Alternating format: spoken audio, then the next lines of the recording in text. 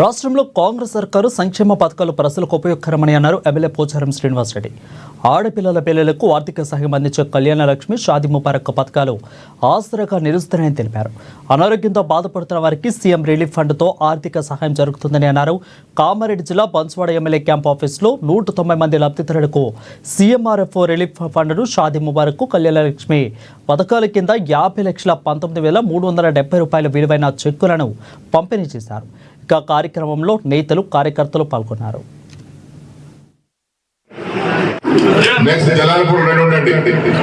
నియోజకవర్గంలో వివిధ దవాఖానాల్లో అనారోగ్యంగా ఉన్నటువంటి వ్యక్తులు వైద్యం పొందిన తర్వాత వారికి ఆయా దవాఖాన యాజమాన్యం బిల్లులు తీసుకున్న తర్వాత అట్టి బిల్లుల పైకి కొంత ఊరట కలిగేయడానికి గౌరవ ముఖ్యమంత్రి శ్రీ రేవంత్ రెడ్డి గారి ఆధ్వర్యంలో సీఎం రిలీఫ్ ఫండ్ కింద ఈరోజు బాన్స్వాడ నియోజకవర్గ పరిధిలో 113 మందికి 42,40,500 రూపాయలు ఇప్పుడు చెక్కులు లబ్ధిదారులకు పంపిణీ చేయడం జరిగింది.